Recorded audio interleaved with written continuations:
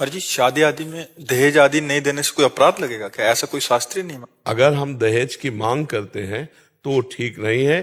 पिता पक्ष, जो पुत्री का पिता पक्ष है, वो उदारता पूर्वक देते आए हैं, इतिहास साक्षी है, और वो देगा अपनी सामर्थ्य भर। नहीं, हर पिता के मन में होता है कि क्या अपनी बेटी को दे दे।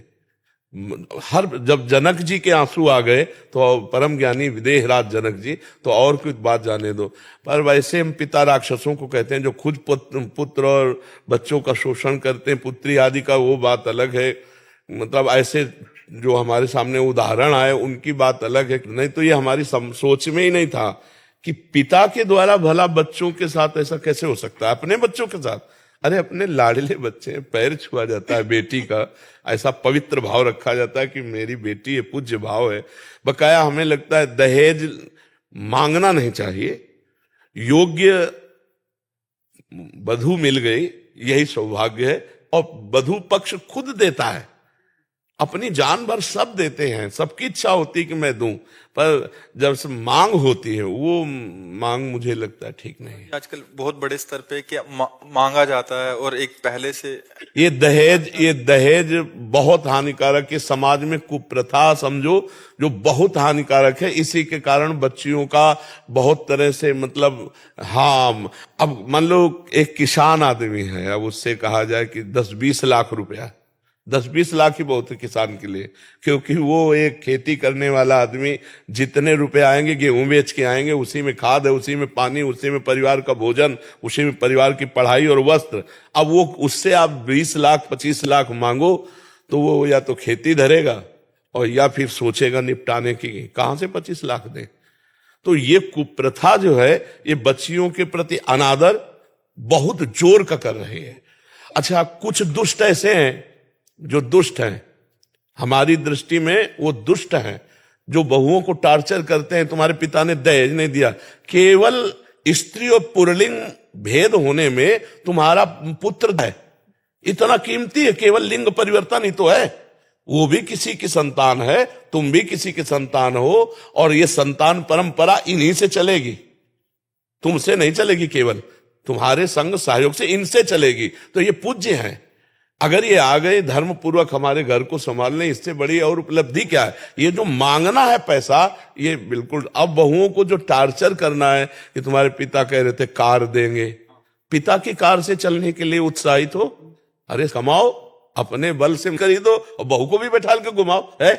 बेटे के बल से लेना चाहो तो ये तो बहुत है हानि की बात। उसने बेटी दी है, वो अपना सब कुछ देने के लिए तैयार ही है, जो कुछ पुण्य पुण्य है वो देते हैं। गरीब से गरीब आदमी देते हैं, हमने देखा है गांव के, वो कर्जा लेके करते हैं, कर्जा ले करके बर्तन भाड़े वस्तु देते हैं। अब उनसे कहो तुम कार दो, जिंदगी में साइकिल नहीं खरीद पाए, ब्याह में चल गया। हाँ, बहुत से परिवार ऐसे भी सामने आ रहे हैं महाराज जी, जो एकदम मना कर रहे हैं कि नहीं, हमें आपकी बेटी मिल गई। बहुत धन्यवाद, बहुत धन्यवाद। और हम कह रहे हैं कि भगवान उनका मंगल करेंगे, ये हम कह रहे हैं। रुपए से मंगल नहीं होता। किसी गरीब की बेटी अगर स्वीकार करोगे तो जीवन भर पूरे परिवार की सेवा करेगी। पढ़ना लिखना भी चाहिए, बच्चियों को पढ़ाना लिखाना चाहिए। नहीं तो ये अत्याचार जो करते हैं ना, उनको सही उत्तर, पूरे परिवार की धज्जियां उड़ जाती है। अगर दहेज प्रथा की रिपोर्ट हो जाए और अपने शरीर में कुछ भी गलत किया गया, मारपीट की गई, और रिपोर्ट हो जाए तो पूरे सास ससुर नंद देवर सबका स्वागत होता है, बढ़िया स्वागत होता है। तो दबने की जरूरत नहीं, पर हमें अपने समाज से प्रार्थना करनी है कि हमें पवित्र बहू चाहिए। हम पवित्र कह रहे हैं, सुंदर नहीं कह रहे। सुंदर का मतलब रूप से होता है, और पवित्रता का मतलब चरित्र और गुण से होता है। नहीं, अगर पवित्र बहू चाहिए तो फिर दहेज की मांग ना करो।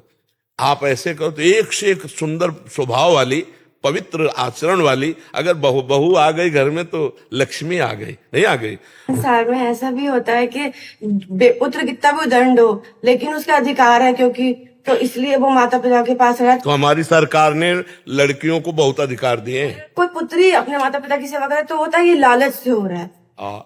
नहीं, हम ये कह रहे हैं कि अगर कोई पुत्र को बहुत, तो हमारी सरकार हमारी लड़कियों को बहुत सम्मान दिए हुए है। आप अपने पति के भी प्रति शिकायत कर सकती है। यदि आपके मन के प्रतिकूल आचरण करता है तो उसकी भी शिकायत है। तो अब मतलब हमें लगता है कि अब दबने की जरूरत नहीं है, पर हमें प्रार्थना है पुत्र पक्ष से कि मांगो मती। दहेज प्रथा बहुत लड़कियों के प्रति हानिकारक हो रही है, बहुत हानिकारक हो रही है। तो ये दहेज प्रथा तो ठीक नहीं है। जो भगवान की इच्छा से मिल जाए और पुत्री मिल जाए, कमाओ और खाओ, उसको खवाओ पियाओ और संतति प्रकट करके इस सृष्टि का जो कार्यक्रम है, भगवान की सृष्टि बढ़ती, उसमें चलो ये रुपया मांगना। बहुत से परिवार इस बात में मतलब निराश होकर के शरीर नष्ट करते हैं। जब गरीब आदमी 3-3 4-4 बिटिया और ऐसा सब और शयानी होती है तो फिर पूरे में जहर मिला के पूरा परिवार खा लेते हैं। हाँ, दहेज प्रथा। अभी एक बताया कि गांव का आदमी, उसकी बेटी का ब्याह था, 6 लाख की खेती बेची। अब कितनी होगी वहां, तो बहुत कम पैसों में अब बेचकर बेटी का ब्याह कर दिया। अब लेबरी करके वो बुढ़ापे में क्या कैसे जिएगा। अब उसको लगा बेटी 6 लाख। तो हमें लगता है दहेज प्रथा बहुत ही कलंक है और बहुत ही निषेध है। लड़की पक्ष स्वयं से जो दे दे वो ले ले, लड़की अपने अनुकूल देख ले, धर्म के अनुकूल लड़की देख ले बढ़िया। तो भगवान की कृपा से गृह लक्ष्मी है। चाहे जितना बढ़िया घर हो, अगर एक माता बहन ना हो तो वो घर एकदम सूना सूना सा लगेगा, नहीं। और अगर एक भी माँ बहन है तो पूरे घर को सजाए रखती है। हाँ, वो घर लक्ष्मी, गृह लक्ष्मी कहा गया है, स्त्री को गृह लक्ष्मी कहा गया है। तो जब लक्ष्मी आ रही तो रुपया काहे को मांग रहे हो, साक्षात लक्ष्मी आ रही। और पता नहीं कैसा पुत्र प्रकट हो जाए जो पूरे परिवार को यश उन्नति से भर दे। और ज्यादा अर्थ लोलुप रहोगे तो फिर संतान ऐसी पैदा होगी कि वो भी अर्थ प्रधानता करके अमेरिका भाग जाएगी और तुम दोनों बुढ़ा बुढ़ी यहीं बैठे रोते रहोगे भारत में। इसलिए बहुत सावधानी से नाम जप करो, दूसरों को सुख पहुंचाओ, कोई नशा मत करो, गंदे आचरण मत करो, और इसी से भगवान की कृपा से आप सुखी हो जाओगे। दूसरे के पैसा देने से या बेईमानी से या छीनने से कोई सुखी नहीं होता, कोई सुखी नहीं होता। मैं एक रेडियोलॉजिस्ट हूँ, एक डॉक्टर हूँ। सो मेरे पास बहुत ऐसे अमीर लोग भी आते हैं जो कहते हैं कि मुझे, जैसे मैं अल्ट्रासाउंड से बता सकता हूँ कि ये मेल है कि फीमेल है। अब उनके लिए मुझे नहीं लगता कि ये दहेज एक इश्यू है, क्योंकि वो बहुत रिच हैं, बट फिर भी ये कराते। तो मुझे नहीं पता कि मानसिकता कहाँ से आई है, बट ये केवल एक इश्यू नहीं है। आई थिंक ये जो मेल और फीमेल के, लड़का चाहिए लड़की चाहिए, इसके मल्टीपल इश्यूज है। समझ नहीं आता कि क्यों है, लेकिन बहुत अमीर लोग भी आके मेरे से बोलते हैं कि यार बताइए लड़का है कि लड़की है। लड़की के प्रति मतलब हाँ भाव है रहता है कि और गांव में है, लड़का होगा तो थाली बजाई जाएगी, लड़की होगी तो जब निकलेगा ना घर से ऐसे निकले। पता नहीं कौन सा दिमाग के। मैं किसान हूँ तो गांव में अभी वर्तमान में आधे लोग वो अपनी जमीन गिरवी रख के ही बच्चियों को ब्याह। बिल्कुल बिल्कुल बिल्कुल। महाराज जी, मैं ना लंदन से हूँ वैसे, लेकिन ये इश्यू बस हिंदुस्तान में ही है, ये लंदन में नहीं है समाओ। तो ऐसा हिंदुस्तान में क्यों है कि हमेशा लड़की और लड़की को इतना अलग कर दिया गया है? नहीं, ये पता नहीं कहाँ से है। ऐसा हमारे इतिहास में नहीं है, इतिहास में नहीं है। समान अधिकार दिया गया। अगर राजकुमारी तो राजकुमार, समान अधिकार। और वो दूसरे राजा के यहाँ जाएगी या जिसके घर, समान अधिकार दिया गया है। कहीं भी संत समाज में या कहीं भी नारी का मतलब सम्मान गिरा करके शास्त्रों में नहीं लिखा है। और भगवान स्वयं, स्त्री हो या पुरुष, जो मेरा भजन करता मुझे प्राप्त होता। पुरुष नपुंसक नारीवा जीव चराचर कोय, सर्व भाव भज कपट तज मोहि परम प्रिय सोय। हमारे भारत में तो ऐसा नहीं कि स्त्री को ही नीचा, एक से एक वीरांगना, एक से एक साध्वी, एक से एक हमारे देश में पूजी गई है। पर ये पता नहीं कुरीति कब से, कहां से, किसके दिमाग में बैठी हुई है कि बेटियों को लघु भाव और पुत्रों में श्रेष्ठ भाव। ऐसा नहीं है, ऐसा कहीं इतिहास में नहीं पढ़ा। ये हमारी कुरीतियां हैं। कुछ ऐसी कुरीतियां फैली हुई हैं जिनका शास्त्र से कोई मतलब नहीं है, गांव समाज की हैं, वो बनाई हुई कुरीतियां फैली हुई हैं। बकाया ऐसा नहीं। पुत्री और पुत्र दोनों समान, दोनों में परमात्मा अंश समान, दोनों हमारे भारत के अधिकार में समान। अब तो शायद संपत्ति का भी समान अधिकार बच्चियों को प्राप्त हो गया है। पहले तो नहीं था, पर अब तो समान अधिकार प्राप्त हो गया और बहुत अच्छा है। इससे ये भावना कटेगी, इससे भावना कटेगी। तो अभी ऐसे बोला जाता है कि तुम लेडीज हो तो लेडीज ही रहोगे, हम जेंट्स हैं तो हम जेंट्स हैं। नहीं तो क्या जेंट्स क्या?